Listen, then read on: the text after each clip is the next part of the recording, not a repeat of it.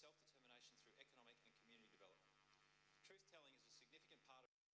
We are committed to better understanding the collective history of our Sunshine Coast and the experiences of our First Nation people. Legacy issues resulting from colonisation are still experienced by traditional custodians and our First Nations people today. We recognise our shared history, and we will continue to work in partnership to provide a foundation for building a shared future with the Cubby Cubby people and the Jinnabara people. We wish to pay respects today to their elders, both past, present and emerging, and acknowledging the important role First Nations people continue to play within our Sunshine Coast community. Together, of course, we are stronger. Mr Mayor, on behalf of Council, I would like to start by acknowledging the traditional custodians of the Sunshine Coast local government area, the Cubby Cubby peoples of the coastal plains of which we stand right now to the northern hinterland, and of those lands that we gather today, and the Jinnabara people of the southern hinterland. We wish to pay our respects to our elders, past, present and emerging, and acknowledge the important role the First Nations people continue to play within the Sunshine Coast community. Thank you all today. Thank you. Thank you, Councillor O'Prey. Please be seated. We have no apologies or leave of absence from today's meeting. Councillors, I would like to draw your attention to the fact that on the 21st of May 2018, amendments to the Local Government Act 2009 came into force. These amendments include the new Division 5A, which provides new legislative arrangements for dealing with councillors' personal interests in local government matters, and these arrangements will apply to how we manage such matters today. So should you have a material personal interest or a conflict or perceived conflict of interest, please raise that prior to the item being addressed. I'd like to ask somebody to move and second the suspension of standing orders to allow live streaming. In the interests of safety and health of the community, the Local Government Regulation 2012 has recently been amended in relation to public attendance at council meetings. This is to enable councils to comply with the national public health directions related to COVID-19. Someone happy to move? Councillor Natoli, seconded Councillor Hungerford. All those in favour? That's carried unanimously. Thank you, councillors. Okay, we'll move to item 4.1, which is the appointment of the Chief Executive Officer for the Sunshine Coast Regional Council, and I'll call on Craig Matheson to give us a presentation. Thank you, Mr Matheson.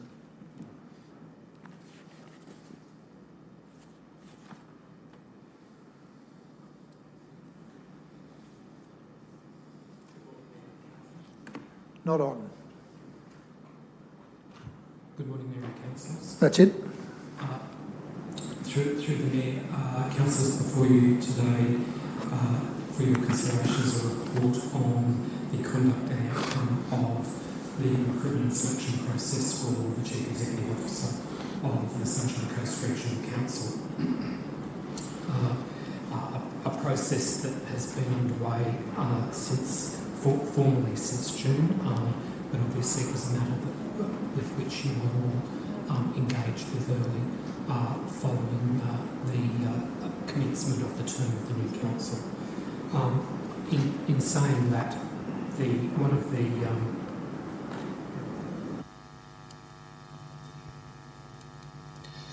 one of the early tasks that you turned your mind to was defining the role of the Chief Executive Officer, and in particular your expectations of that role, and ensuring that there was a robust and extensive process undertaken in order to select the optimal candidate for that role.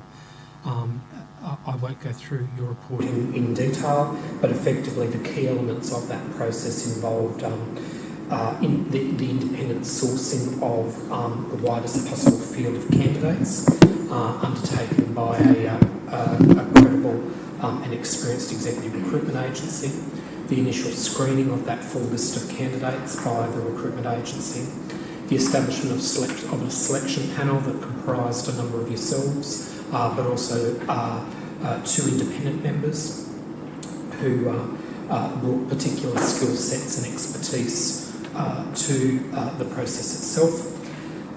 The conduct of shortlisting and conduct of interviews by that panel, further assessments around integrity checks, psychometric testing and so forth around a shortlisted group of candidates, then an extensive interview process that was undertaken by yourselves as a group with those shortlisted candidates, arriving at a preferred nominee who was then the subject of a range of pre-employment screening checks, which is normal practice for a role of this nature. As I mentioned a moment ago, to the next slide, please. Can we move to the next slide, please? As I mentioned a moment ago, one of the early tasks that you turned your mind to as a council was defining your expectations of the role of the Chief Executive Officer. And through a series of discussions and meetings and feedbacks from yourselves, there was a new position profile determined for the role, and that position profile is attachment 1 to the report that's before you today. But in essence, what that exercise was very much around defining, as I said, your core expectations and priorities for the CEO, the qualifications and experience that you considered were necessary in order to lead an organisation of the size and scale and work program that is the case for Sunshine Coast Council. And also of particular importance to you all was about defining clearly the values that you expect the CEO to champion, lead and indeed embed across the culture and governance of the organisation and across the workplace itself.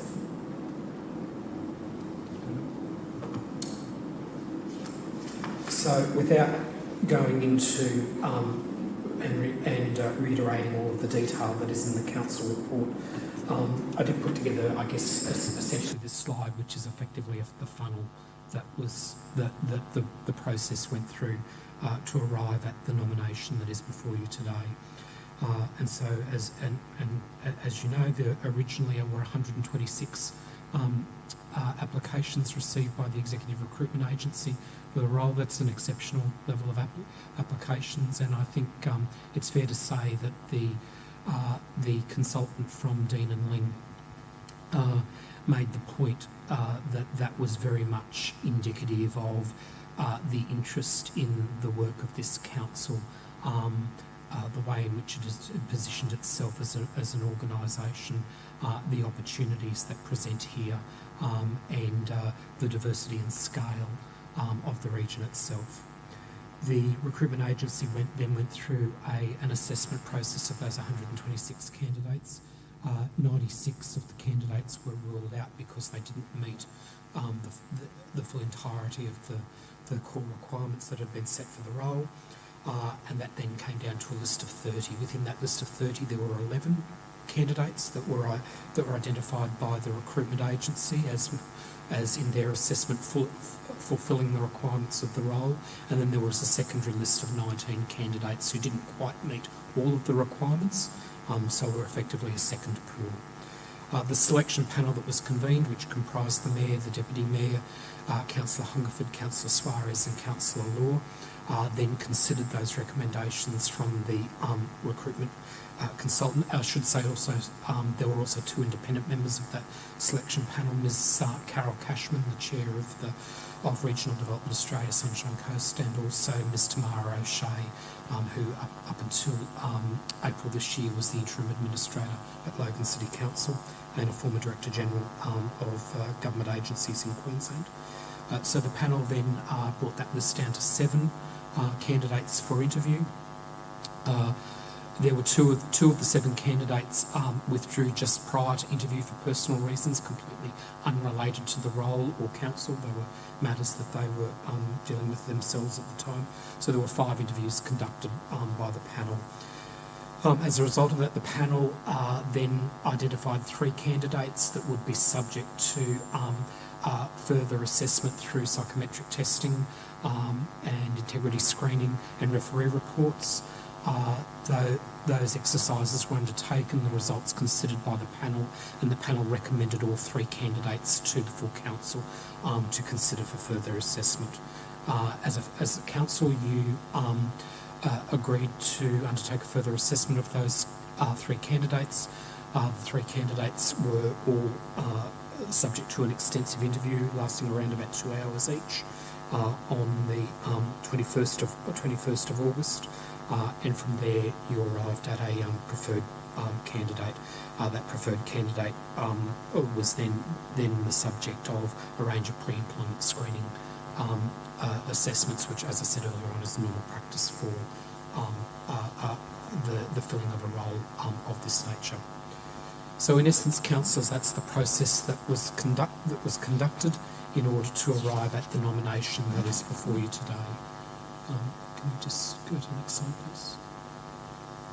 So, effectively, the recommendations that are before you today are to formally resolve to appoint the preferred nominee as the Chief Executive Officer of the Council, to delegate authority to the Mayor to finalise the contract of employment, and then once that contract of employment has been executed, to authorise the Mayor to make public the name, qualifications and experience of the appointee to the role of Chief Executive Officer. Mr Matheson, thank you. Councillors will rise to move the officer recommendation. Ask Councillor Babarowski as the Deputy Mayor to support that. The key part of the process now is for me to effectively sign the contract of the applicant we've chosen to be our next Chief Executive, and then the identity of that person can be revealed.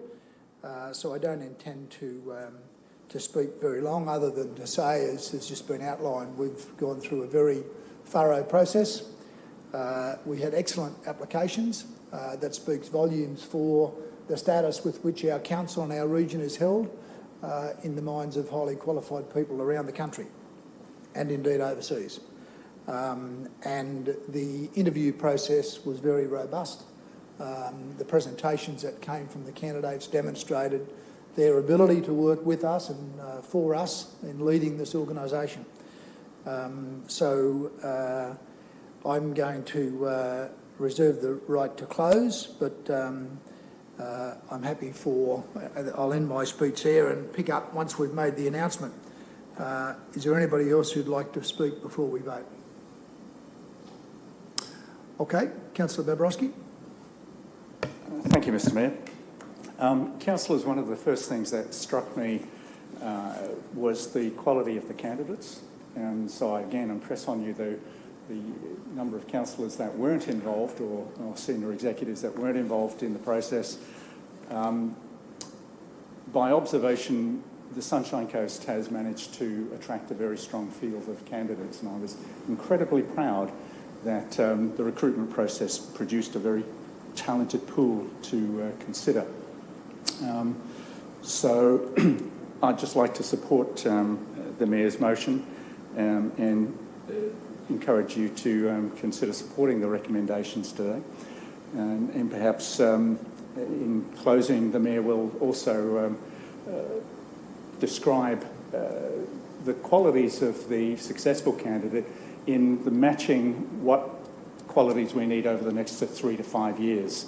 I think if you look forward to the next 3 to 5 years for the Sunshine Coast, we have a number of perhaps amplified challenges, but ones that we have shown now a history of being able to achieve. And I think recruiting a CEO of this calibre will help us have the confidence to take these projects to our community and deliver.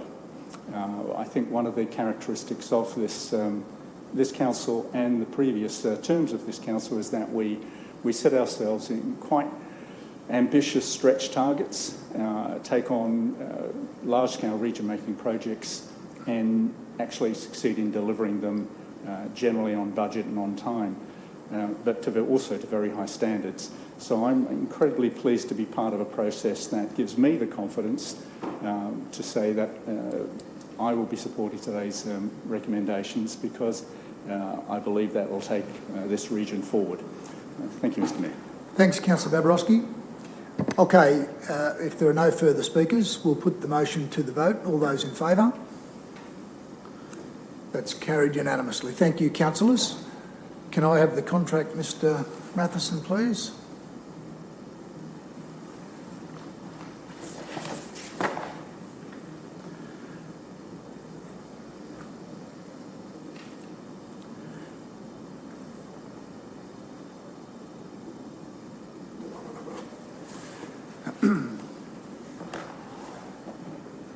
Our successful applicant has already signed.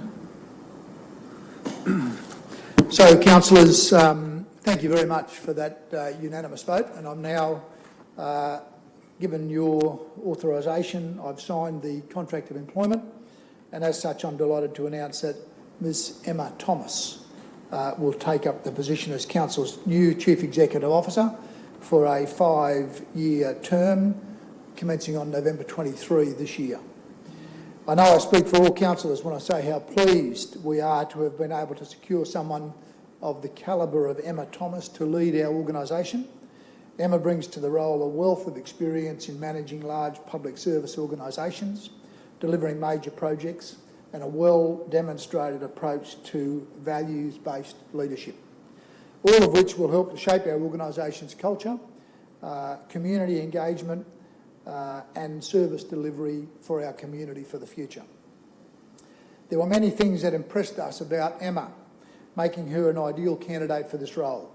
In particular, she possesses a keen appreciation of the importance of reflecting the community perspective in the decisions we make. She also demonstrates an understanding of the value we all place on the livability of our region, and she has an approach and experience in building teams and nurturing talent around her so that our people in our organisation will grow and evolve together. Emma is widely recognised by her former employers and colleagues as someone who develops a shared sense of purpose amongst the workforce in delivering services for our community. It is something that's been an important part of each of her roles thus far in her career. Emma has been a partner with PwC since May last year, focusing on regional economic development and inclusion and accessibility in our communities. Prior to moving back to Queensland, she was the Director General of the Transport, Canberra and City Services in the Australian Capital Territory. This is an organisation of nearly 2,000 staff with responsibility for both the public transport network in Canberra and a wide range of municipal services that are ordinarily delivered by councils throughout Queensland. In this role, Emma also delivered the first stage of Canberra Metro and led the merger of the two former departments that came together to form Transport Canberra and City Services.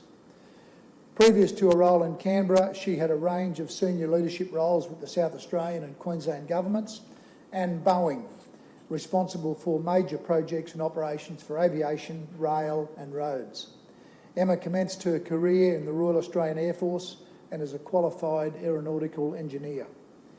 When Emma commences with us in November, her early priorities will be to meet with all our work groups within Council and key stakeholders. Likewise, she will be placing an emphasis on shaping the culture and the governance of the organisation so that our workplace is one where everyone can come to work and feel valued, respected and able to make a genuine contribution. This is the ethos that we all wish to see embedded in the culture of this organisation, and Emma fully appreciates and understands our objectives in this regard. Emma will also have an early focus on ensuring our community is engaged in how we are delivering projects and services. These are no small tasks, but I'm confident that everyone will support Emma to ensure these objectives for our region are realised. At the same time, I've no doubt that she is more than up to the task at hand. I'd also like to take the opportunity to publicly acknowledge and thank our acting CEO, Mr Warren Bunker, for his outstanding work in leading the organisation since February 10 this year. We are enormously grateful for Warren's stewardship of the organisation during what has been arguably one of the most challenging times in our council and region's history. Warren has steered the ship through the election period. He has successfully managed the induction of the new council and he has overseen the delivery of a new council budget in a very short space of time. And of course, he's guided our council's approach and responses to the COVID-19 pandemic. To successfully navigate challenges of that scale takes a pretty unique individual. At all times, Warren has placed the well-being of our staff and his commitment to our council to the Sunshine Coast ahead of any personal priorities or issues.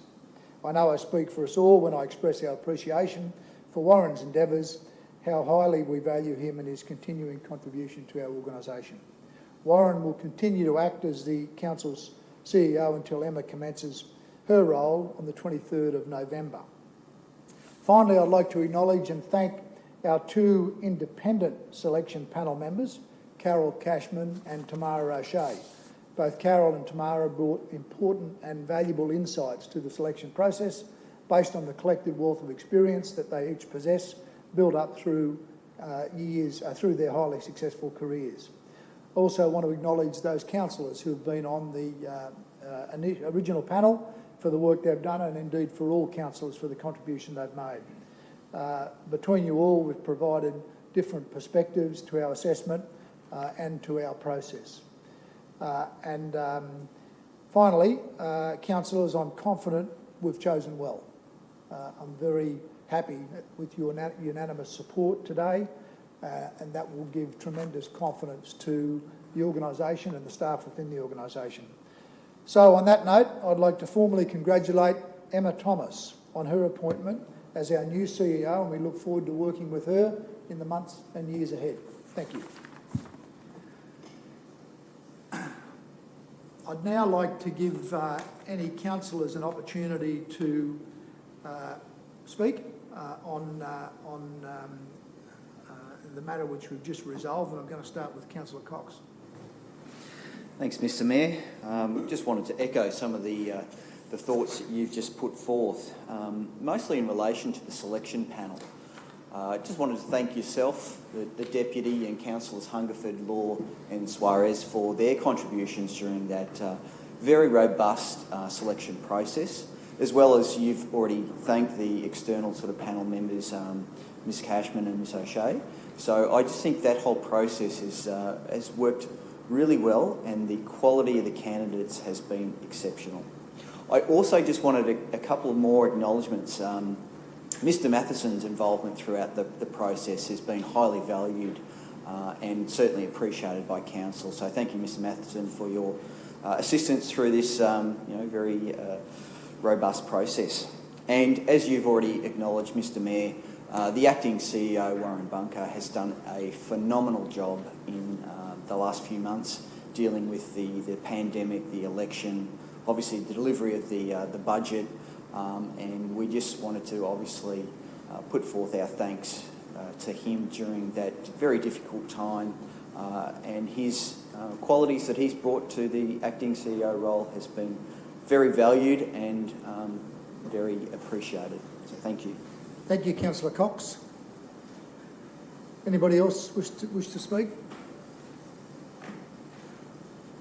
Okay, that's good. Well, councillors, a very important decision, but certainly one of the shorter meetings we'll have this term, which probably exemplifies the united approach that we have in our appointment. So on that note, we'll close the meeting at 9:25. Thank you.